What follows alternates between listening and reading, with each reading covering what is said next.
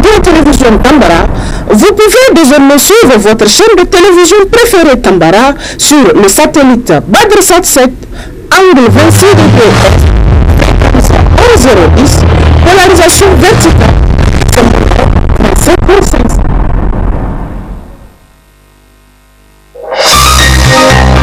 Suivez le journal avec STM Transport Voyageurs. Une nouvelle façon de voyager.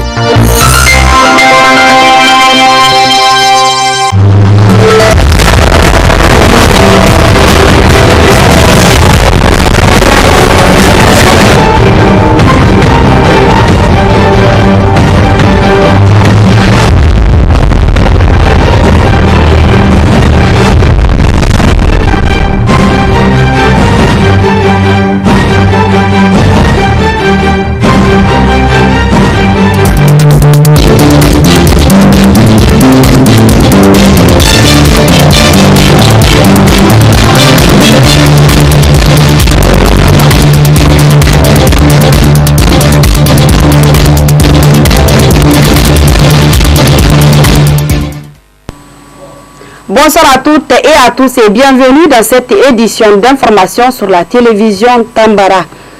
En prélude à la célébration de l'événement culturel Al-Kaki, l'hôtel Radisson Blu a abrité une conférence de presse cet après-midi animée par les organisateurs du dit événement. Face aux médias, ils ont indiqué les objectifs liés à cet événement. Nous y reviendrons dans les prochaines éditions.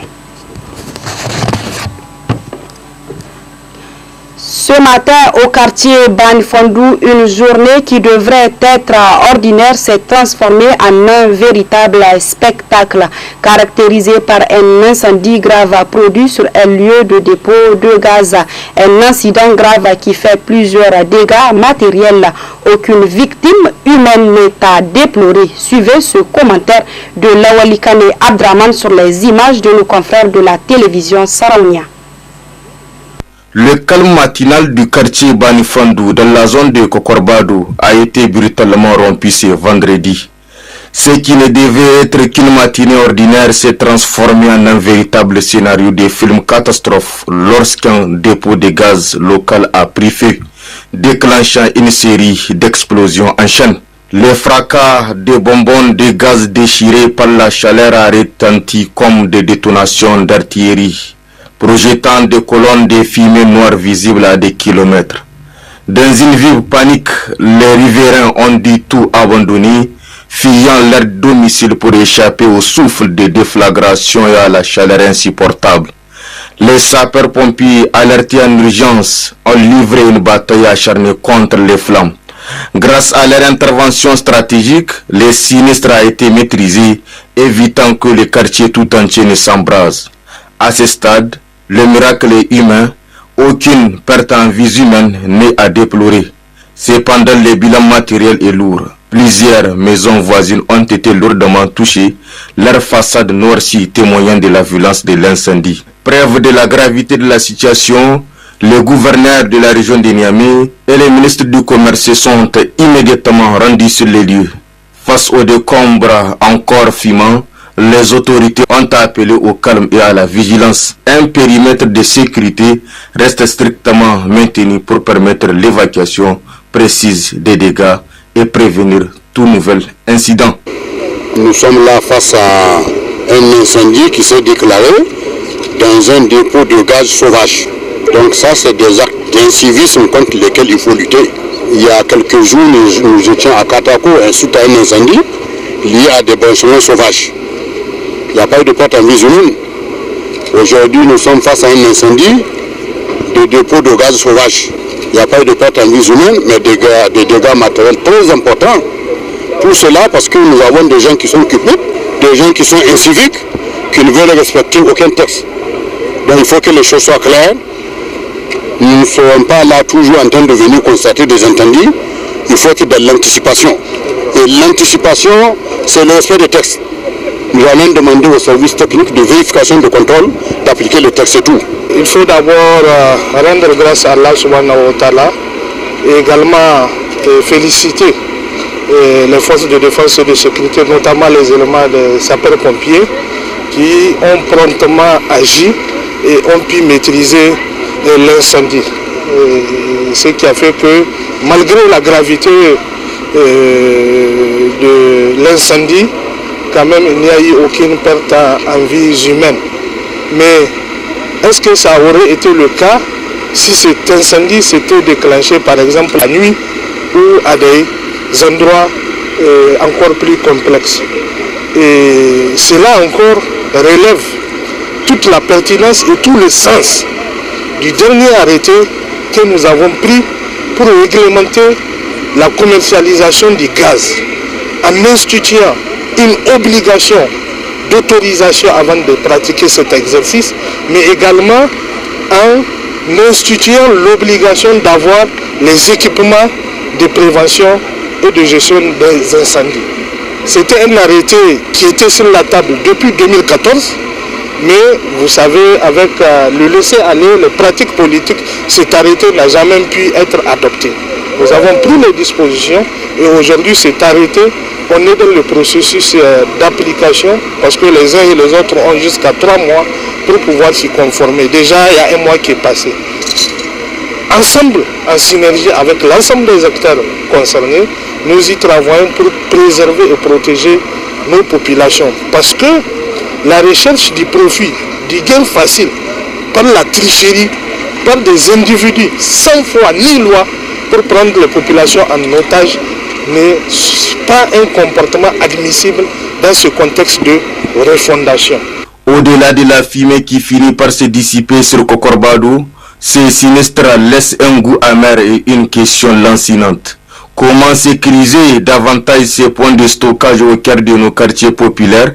Si le pire a été évité aujourd'hui grâce à l'héroïsme des soldats du feu, l'événement sonne comme un avertissement de trop. Pour les habitants de Bani Fandou, l'heure est désormais à la reconstruction, mais aussi à l'attente de mesures concrètes pour que les gaz, source d'énergie vitale, ne redeviennent plus jamais une menace mortelle au pas de leur porte. Au Niger, l'entrepreneuriat n'est plus un choix par défaut, mais un secteur de souveraineté. Aujourd'hui, gros plan sur Madame Amina Amani, fondatrice du salon Minat Shop Bouti Santora Aniani. De la coiffure au maquillage, elle transforme la passion en indépendance financière. Mais au-delà des soins, elle forme une nouvelle génération de femmes pour en faire garante de leur propre avenir. Suivez plutôt. À Niamey, une nouvelle génération de jeunes ne compte plus sur l'État pour réussir. Parmi eux, Madame Amina, fondatrice du salon Minat Shop Beauty Santa, transforme le secteur de la beauté en un véritable levier d'autonomie économique. Loin de l'attentisme, Madame Amina a fait de sa passion son métier. Coiffure, maquillage, pédicure, manicure ou encore art du henné, son salon est devenu une référence de la mise en beauté. Pour elle, entreprendre est avant tout un acte de souveraineté personnelle. Sa mission ne s'arrête pas au profit. Madame Amina transmet son savoir-faire à d'autres jeunes femmes, les formant pour qu'elles deviennent à leur tour indépendantes. Cette scène de solidarité permet de lutter contre le chômage et de renforcer la contribution des jeunes au produit interbrut PIB national. Ce salon a toujours été une passion pour moi depuis toute petite. Je suis passionnée, j'étais passionnée par la mise en beauté, voilà pourquoi. Et toutes mes études, je les ai orientées vers la mise en beauté. Nous faisons la mise en beauté, nous faisons des tontines, nous faisons des formations, nous faisons énormément de choses ici au salon. J'ai actuellement 4 élèves qui ont déjà fini la formation, qui sont actuellement en stage, et 2 stagiaires. Nous avons présenté 3 modules de formation et nous avons l'esthétique, nous avons la coiffure et le maquillage. J'ai l'habitude, moi, de dire de faire ce qu'on aime dans la vie. On étudie pour savoir lire et écrire, pour apprendre beaucoup de choses, mais on n'est pas obligé d'attendre l'État, on n'est pas obligé de travailler dans un bureau. On peut soi-même se créer son propre bureau. Présentement, mon plus grand souci, c'est la gestion des taxes, des impôts. Nous avons énormément de charges. On essaie de se relever. Je dirais que l'État doit être là pour nous accompagner, pas pour nous décourager. Et de tenir aussi compte du chiffre d'affaires de l'entreprise. C'est vrai, on a un salon de coiffure, mais ça ne veut pas dire qu'on génère des millions tous les mois. Il faut tenir compte de ça. On peut faire tout un mois sans avoir 100 000 cash comme revenu. Imagine, on t'amène des taxes à payer qui dépassent largement ce que toi tu gagnes. Tu dois payer le loyer. Si tu as des employés, tu dois les payer. Et ce que nous voulons en priorité, ce sont les formations. On a besoin de formation. C'est vrai, il y a des jeunes battants qui sont plus battants que les soi-disant battants qu'on prenne en charge. On a vraiment besoin de formation. Il y a des jeunes qui sont motivés mais qui manquent de formation. Tu as ton projet qui est promoteur, mais tu n'as pas d'appui, tu ne sais là où aller. On n'a pas forcément besoin de financement. Mais on peut par exemple profiter des bourses d'études.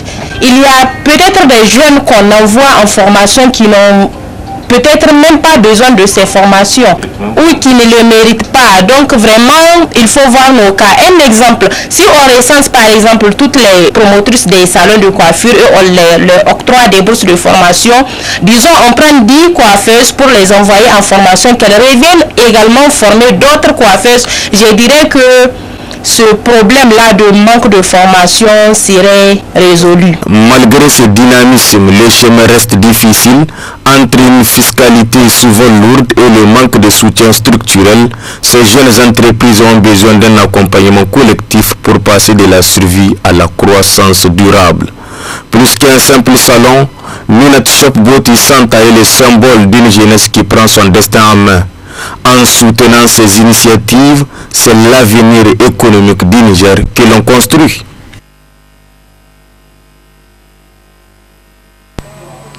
Aujourd'hui, nous allons parler d'une maladie silencieuse mais redoutable, capable de frapper à tout moment, pendant le sommeil, en marchant ou en pleine activité. Une maladie qui peut bouleverser une vie en quelques minutes, laisser des séquelles graves ou même entraîner la mort. Cette maladie, c'est l'accident vasculaire cérébral, connu sous le nom d'AVC. Suivez plutôt. L'accident vasculaire cérébral appelé AVC est une maladie grave qui survient lorsque la circulation sanguine vers le cerveau est interrompue ou fortement réduite. Cette interruption empêche le cerveau de recevoir l'oxygène nécessaire, ce qui peut entraîner la mort de certaines cellules cérébrales. Il existe principalement deux types d'AVC. L'AVC ischémique qui est causé par un caillot sanguin et l'AVC hémorragique provoqué par la rupture d'un vaisseau sanguin. Cette maladie est imprévisible, elle attaque pendant le sommeil, debout ou pendant d'autres occupations quotidiennes. Ces signes les plus courants sont la paralysie soudaine d'un côté gauche ou droit, une difficulté à parler, une perte de vision, de forme de tête, un trouble de l'équilibre. C'est ce qui rend cette maladie particulièrement dangereuse. Plusieurs facteurs augmentent le risque d'AVC, notamment l'hypertension artérielle, le diabète, le tabagisme, l'alcoolisme et le stress. L'AVC peut aussi être mortel. Chaque année, de nombreuses personnes perdent la vie et certaines se rétablissent grâce à l'intervention médicale rapide et à la rééducation. Cependant, d'autres gardent des séquelles à vie comme la paralysie, des troubles de la parole, de la mémoire ou de la vision. Le rétablissement complet n'est jamais possible, ce qui affecte profondément leur qualité de vie. Mieux vaut prévenir que guérir, c'est-à-dire la prévention reste essentielle. Retenez que l'AVC est une maladie grave qui surgit à tout moment et bouleverse une vie en un instant. Informer et réagir rapidement sont des éléments clés pour réduire le nombre de décès et de handicaps liés à cette maladie. C'est l'effervescence au marché de Katako en pleine saison. La canne à sucre envahit les étals et transforme le paysage commercial de la capitale. Entre arrivage massif, prix attractifs et flux de distribution intensif, le site vit désormais au rythme de ce produit phare.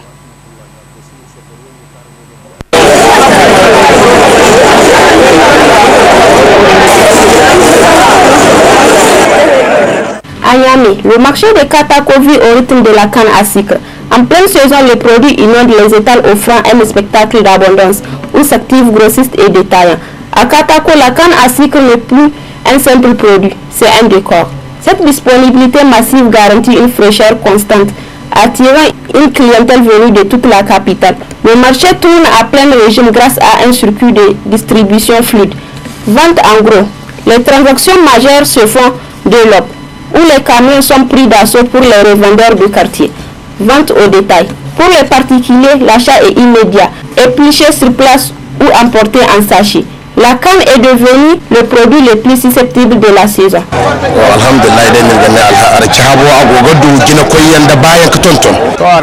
Cette année, vraiment, nous remercions Dieu. Les marchés bas sont pleins.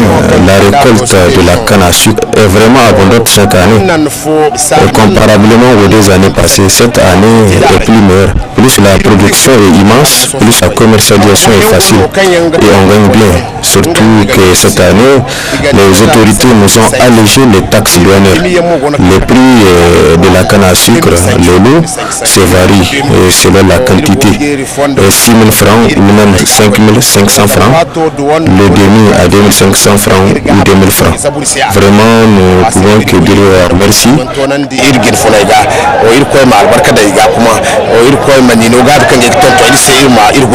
Cette abondance tire le prix vers le bas, faisant le bonheur des consommateurs tout en assurant une rotation rapide des stocks. Pour les commerçants, à Katako, la saison de la canne à sucre est plus que jamais le poumon économique du marché.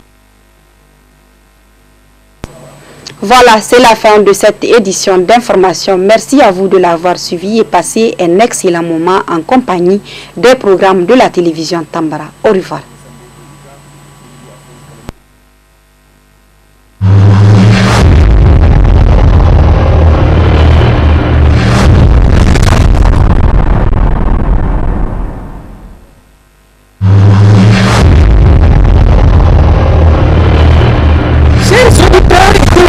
De la radio et télévision Tambara, vous pouvez désormais suivre votre chaîne de télévision préférée Tambara sur le satellite Badrsat 7, angle 26 degrés Est, fréquence 1010, polarisation verticale, symbole 27500.